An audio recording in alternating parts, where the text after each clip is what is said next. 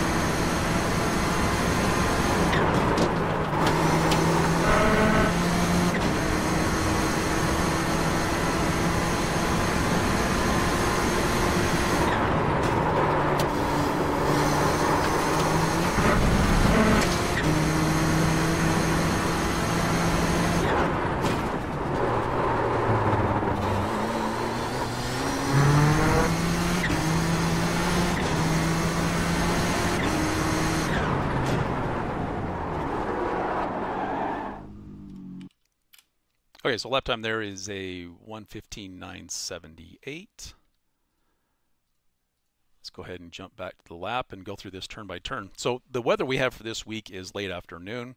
Track temp here is 86 Fahrenheit, which is about a midpoint, I think.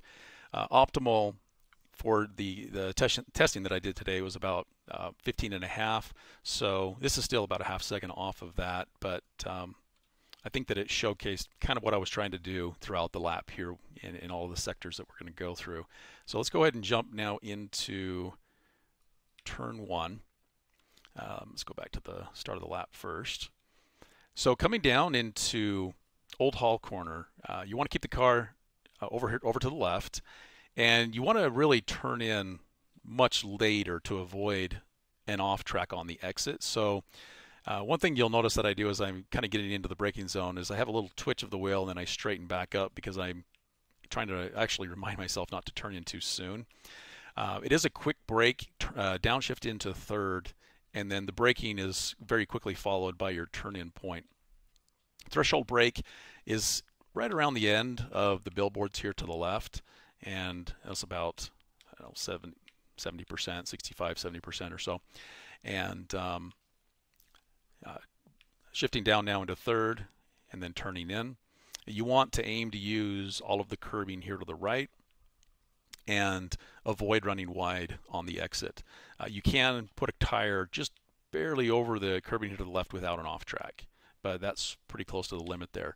I think what will happen most often here is one of two things. Carrying too much speed into the corner will lead to an off track on the exit, and turning in too soon. So if you apex too soon, even if you're carrying the right amount of speed, you turn in too soon, and the angle that you take into the corner is just going to run the car wide on you, and you're going to have to either lift on exit to avoid the off track, or just drive through it. It gets pretty rough.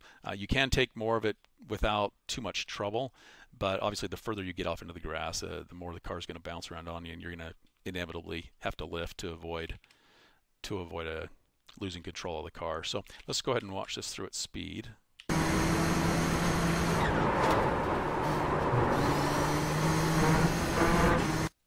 All right, so let's come down into Cascades. So again, setting up real close to the right hand side here to set up this corner, and it's a downshift from fifth into third in the braking zone. Threshold brake is going to happen right at about the hill here. So as the car kind of comes down that elevation change, you'll see threshold brake hitting about 50%, and then downshift into third. And it's kind of an increasing radius. Again, you don't want to apex too soon, but you want to make sure you get the car all the way over and use the curbing on the left if you can, and again to avoid running wide on the exit. The off track on exit most commonly will happen just past the end of the curbing here to the right into this area is where you have trouble with an off track, and You want to avoid having to lift and obviously invalidating your qualifying laps with that. So I think the main thing here to keep in mind is to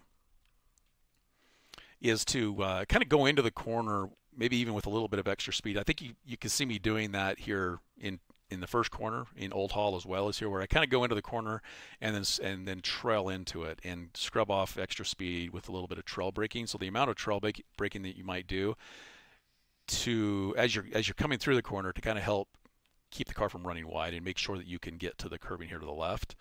And you can see how much of that is being used there. And that way you know that you can get to full throttle quickly and not have to lift. And so you really want to start getting to the throttle just before actually you get to the curbing here to the left, and then full throttle all the way out. So let's watch that one through.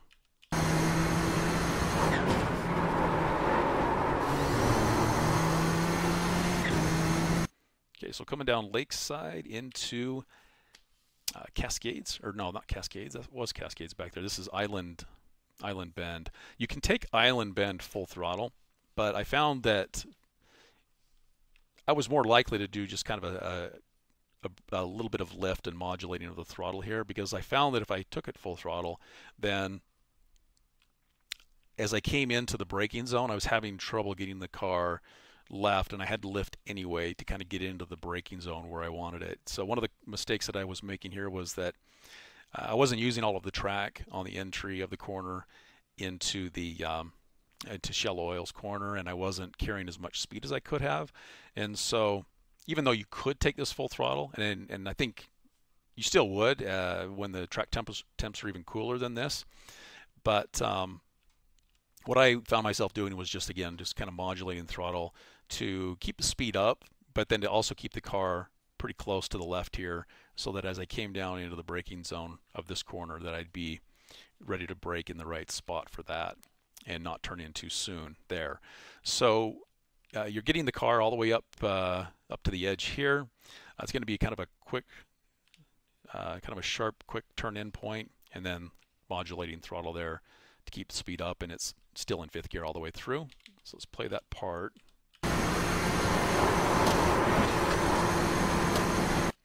So braking zone here is a couple things you could look at right toward the end of the tire barrier, or even the lighter patches of the asphalt there. You can see I'm actually reaching just past it, or right at the end there, and it's about 75% or so braking. This is going to be a downshift down into second, being patient on turn in to help carry as much speed through the corner as possible, and again kind of trailing into it. The mark here is to get down close to the curbing here, and then to get back to transition back to throttle right about the midpoint here. So you'll see starting to ease back onto throttle right at about there actually. So it looked like I kind of apexed into the curbing a little early, and then started to get to the throttle early. But this was actually a good exit, because I didn't run all the way out to the curbing. And what I found on the exit of this corner was that there's danger of some throttle oversteer on the left-hand side. If you're getting back to full throttle and the car's a little further here to the left, I just found that it a little bit more slippery. Maybe it's the curbing here that's slippery, but I like to avoid running too wide and to still be able to get back to full throttle real soon. So this is actually the full throttle point, and the car's already starting to get straightened up. I'm not using all of the road here to the left, but I found that just to be safer to not have to do that. And so you can see that it gets through there relatively easily, and there isn't any sort of a slide or oversteer there on the exit. So let's play this one through.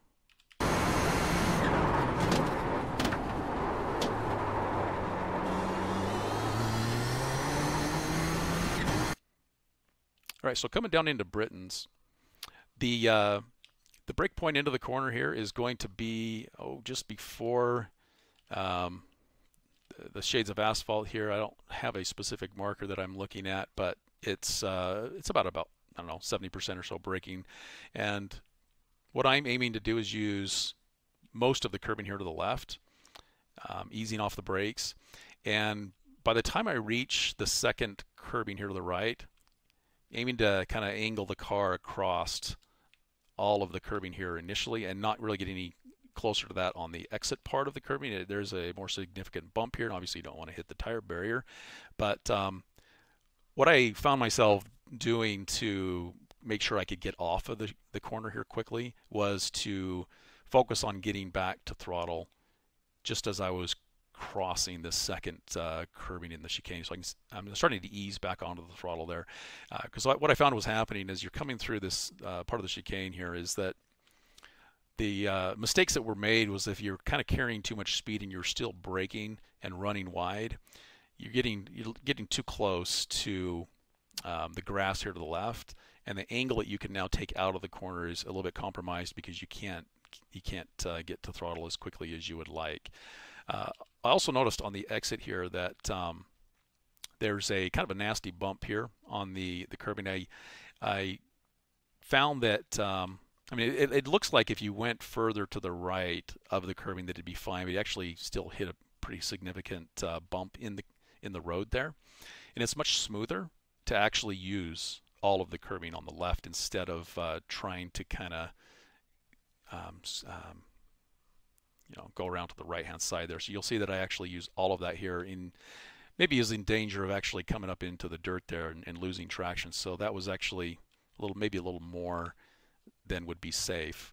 But you'll see as I play this back, it's much smoother through there than if you've tried any lines over to the right and you've seen how the car kind of bounces through that.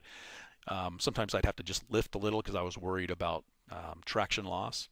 And there will be traction loss as dirt and debris is kicked up onto the road here. So that might just be a little bit of a smoother exit, but we'll have to see how that plays out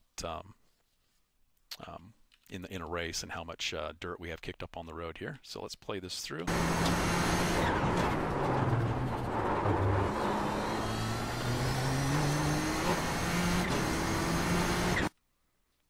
Okay, so coming down now into Knickerbrook, I believe is the corner here. We're not running the Hislop chicane, so into Knickerbrook it's going to be a very quick brake and downshift into fourth.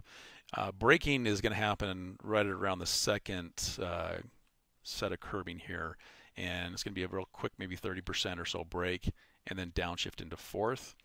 And what I'm aiming to do is to use as much of the road here to the right, really without getting to the curb or using any of the curbing here.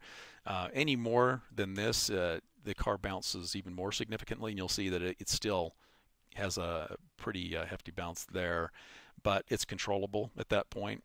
But what I tried to do was just to kind of get as close to this red curbing here and really not run it any tighter than that, and that way I can get back to throttle right after the car kind of comes back and throttling all the way out of the corner now, using all of the curbing here on the exit as well. So let's play that through. So it's a very quick, sharp turn in to make that happen at the speed that the car is going there. There's a lot of downforce. You can kind of trust that the car's going to have plenty of traction through there as long as you run that line. All right, so coming down now through Druid's corner. So setting up for Druid's on the left, braking zone happens right at about the bend, I think, in the fencing there, at least threshold. That's about a 50% threshold brake there, and this is going to be a downshift into fourth again. Avoid touching any of the curbing here to the right. You really don't. It wouldn't even be beneficial if you could use it because it really wouldn't be the right line. You actually may be better off even giving yourself a little bit more space than I did. What you really want to do is not use this as an apex, and you really want to use the second curbing as your apex. But again, I don't use it because it's too rough, but you want to get close to that. This is really the apex point, and that's what I would focus on hitting, and not think about too much about this curbing, not think about touching that, or even getting too close to it. I got real close to it here, but I've run equal times through this sector, leaving at least another foot of space or so there. So you really don't have to get that close to run the right line. I'm trailing into the corner, so braking, trailing in, down into fourth, and then now easing back on throttle just past the first curbing there, and then kind of modulating a little bit, try not to run too much. I actually ran a little wide on the corner, but full throttle from right about that point there. But really, I was just kind of trying to modulate it to make sure that I wasn't carrying too much speed and lifting a little, because I felt there was a little bit too much. And you'll see as I come across the exit here, I did cross into the dirt there, and there's no off track for that, but it's not necessarily safe. So you can use that. I really just wanted to avoid slowing the car any more than necessary, and that does show the limits of the surface there, but kind of risky, obviously, going up into the dirt there. But as long as the car's pointed straight, you should be okay. So let's go ahead and play that through.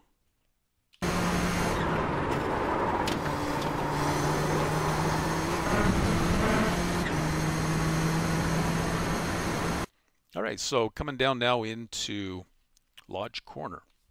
So in Lodge Corner, you're going to be braking just past the turn-in board, and that's going to be pretty hard braking.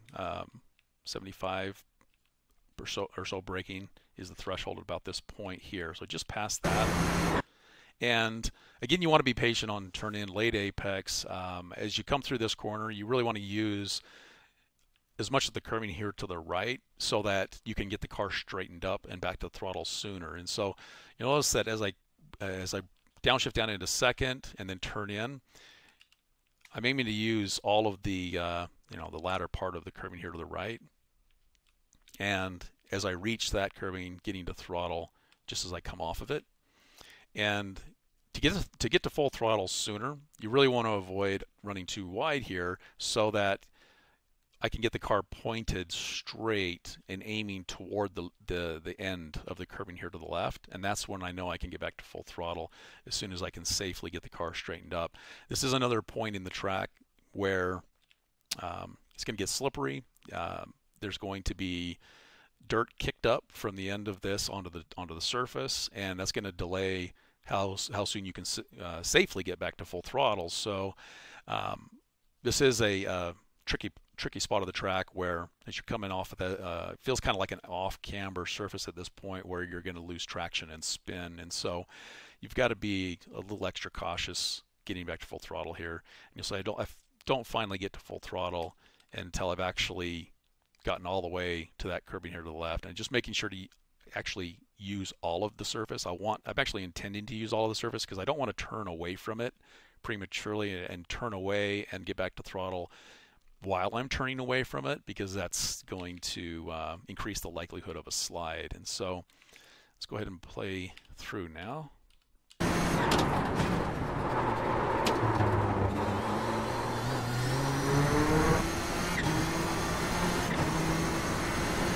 All right, so there's a lap of Oulton Park. Hope it's helpful. Talk to you later.